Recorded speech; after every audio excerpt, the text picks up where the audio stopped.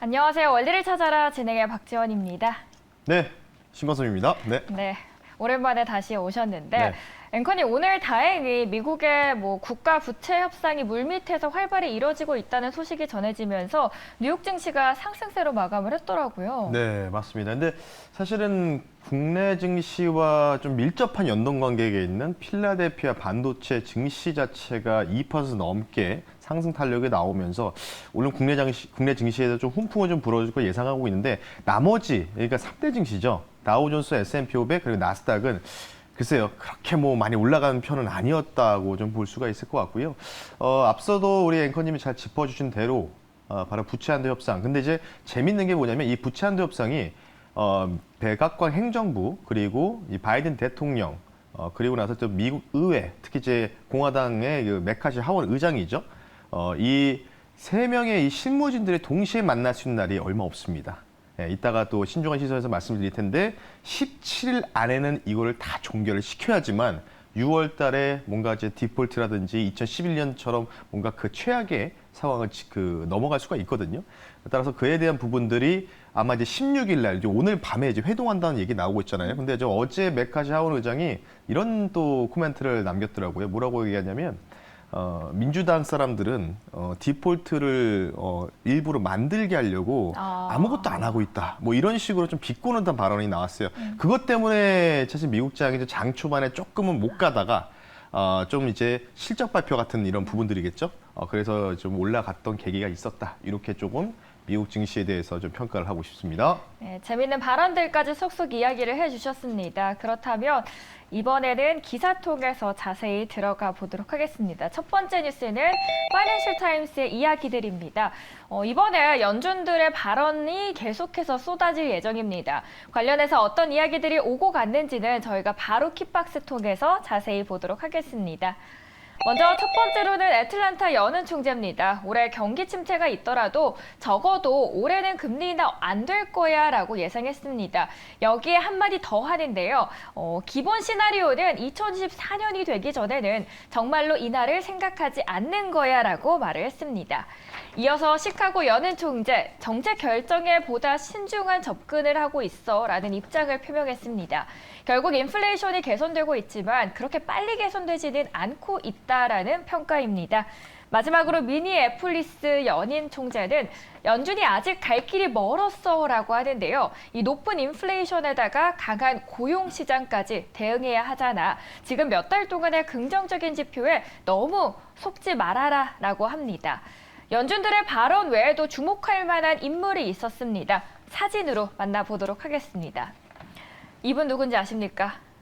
네, 유명한 투자자분 아닙니까? 맞습니다. 네. 억만장자 헤지펀드 매니저인데요. 폴 튜터 존스는 연준의 금리 인상이 중단될 것으로 판단된다라고 말했습니다. 존스는 이 소비자 물가지수 CPI를 자세하게 들여다보면 12개월 연속해서 하락하고 있다는 점에서 이제 좀 승리를 선언할 수 있을 거고 이런 추세는 역사적으로 일어난 것이 없다라고 말을 했습니다. 쭉 발언들을 기반으로 본 시장의 분위기 여쭤보고 싶은데 네. 사실 며칠 전까지만 해도 지표들이 잘 나와서 시장 이제 금리 인상 없을 거야라는 말이 대다수로 나오고 있었습니다. 그런데 또 막상 연준들의 발언을 들여다보니까 또 그렇지만은 않은 것 같습니다. 자, 근데 중요한 거는 이제 연준, 특히 이제 앞서 첫 줄에 나왔었던, 아까 첫 줄 한번 보여주시죠. 애틀랜타 여는 총재 발언 관련된 요약본을 잠깐 보시면 말씀드릴 텐데, 네. 어제 사실은 9시 정도 좀 넘어서 이제 여는 총재들의 발언들이 이어졌었단 말이죠. 근데 지금 미국 증시 관련된 부분에서 조금 뭔가 반향성이 아니라 영향력이 지금부터는 조금 이제 많이 끼치는 영향 부분이 아니다라고 좀 보시면 좋을 것 같은데, 연준 위원들의 발언들은 이제 어쨌든 FMC 이후에 블랙아웃 기간이 끝났기 때문에 계속해서 그 부분이 나오겠죠. 계속 나오겠지만 저는 여기서 가장 첫째 줄에 나와 있죠. 이 애틀랜타 여는 총재 이분의 발언을 상당히 공감을 합니다. 왜냐하면 올해 금리 인하, 그러니까 금리 인상 관련된 부분이나 금리 동결까지는 투자자들이 뭔가 이 피벗, 기대감들을 좀 볼 수가 있겠지만 근데 지금 너무 그러니까 쉽게 얘기해서 제가 좀 이제 말씀드리면 선을 넘는 투자자분들이 많아요. 금리 인하를 기대하는 사람들이 많거든요. 이거는 정말 이 조금은 어렵다. 올해 당연히 24년도까지는 그러니까 24년 그 애틀란타 연은총재가 올해까지 금리는 없을 것이고 내년 정도면은 좀 예상할 수 있다라고 했잖아요. 맞습니다. 통상 연준의 100년 역사상 여러 가지 사건들, 뭐 대공황부터 시작해서 뭐 여러 가지 사건들이 많았었죠. 스태그플레이션도 경험했었고, 근데 금리 인하를 언제 했을까? 계속 말씀드리지만 약 9.7개월 뒤, 10개월 뒤에 중립금리 도달되고서 10개월 뒤에 금리를 인하를 했습니다.